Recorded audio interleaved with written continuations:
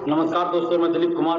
दोस्तों, BPSC TRE 4 की vacancy को लेकर और सीटों की संख्या को लेकर शिक्षा मंत्री जी के द्वारा बार बार इस तरह का बयान दिया जा रहा है जिससे बिहार के युवाओं की आत्मा मर्माहत हो रही है। और शिक्षा मंत्री जी असंवेदनशील बने हुए हैं, बिल्कुल असंवेदनशील बने हुए हैं और युवाओं के साथ लगातार छलावा कर रहे हैं, धोखा दे रहे हैं। जब 19 सितंबर को आंदोलन हुआ, 19 सितंबर के आंदोलन के दरमियान डेलीगेशन जब ले जाया गया और शिक्षा विभाग के अधिकारी ने आश्वस्त किया था कि जितना आप लोग कह रहे हैं उससे ज्यादा वैकेंसी देने का सरकार ने निर्देश दिया है।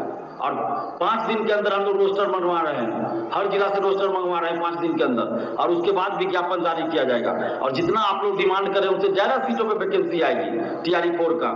और आज शिक्षा मंत्री जी कह रहे हैं कि सिर्फ 26,000 27,000 वैकेंसी आएगी। तो ये आखिर चल क्या रहा है, समझ में नहीं आ रहा है कि बिहार में हो क्या रहा है। दरोगा अभ्यर्थी परेशान, एसटीईटी वाले परेशान, टीआरई 4 शिक्षक अभ्यर्थी परेशान, लाइब्रेरियन वाले परेशान, इधर एग्रीकल्चर टीचर वाले परेशान, कंप्यूटर शिक्षक वाले परेशान, सभी लोग परेशान हैं। जेई वाले परेशान, मेडिकल इंजीनियरिंग, पैरामेडिकल सभी परेशान हैं, बीटेक वाले सभी परेशान हैं। आखिर युवाओं के साथ इतना अन्याय क्यों हो रहा है? आखिर आज कोई भी पार्टी, चाहे सत्ताधारी हो या विपक्ष की पार्टी हो, कोई भी युवाओं के साथ खड़ा नहीं है। कोई नेता युवाओं के साथ खड़े नहीं है। छात्रों का साथ देने वाला आज कोई नहीं है।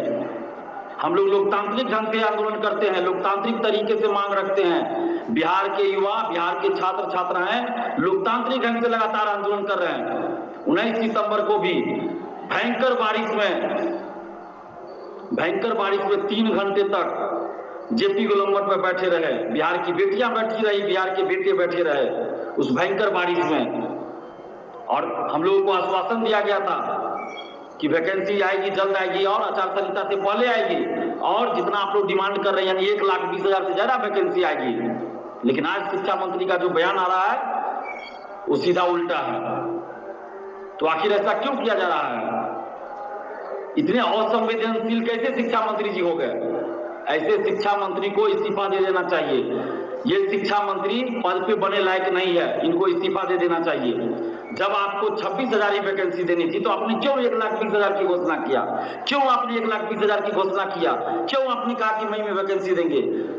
यही शिक्षा मंत्री जी हैं जिन्होंने कहा था कि 10 अगस्त तक टीआरई 4 का एग्जाम हो जाएगा। अभी तक टीआरई 4 का विज्ञापन नहीं आया है। बीएसएससी द्वितीय इंटर स्तरीय 2 साल हो गया, अभी तक उसकी परीक्षा नहीं हुई। तो आखिर युवाओं के साथ इतना अन्याय हो रहा है। कोई भी नेता बिहार के साथ नहीं है युवाओं की। सत्ताधारी पार्टी तो तानाशाही कर ही रही है, सरकार तानाशाही कर रही है, मनमानी कर रही है। हम लोग लोकतांत्रिक तरीके से आंदोलन कर रहे हैं लेकिन सरकार मनमानी और तानाशाही कर रही है। बिहार के सभी युवाओं को अब लोकतांत्रिक ढंग से जवाब देने का वक्त आ गया है। हम तो अपील करते हैं सभी युवाओं से, बिहार के सभी युवाओं से, सभी छात्र छात्राओं से हम अपील कर रहे हैं कि अगर सरकार टीआरई 4 का विज्ञापन आचार संहिता से पहले 1,20,000 सीटों पर नहीं जारी करती है तो आप सरकार के विरोध में यानी सत्ताधारी पार्टियों के विरोध में वोटिंग कीजिए।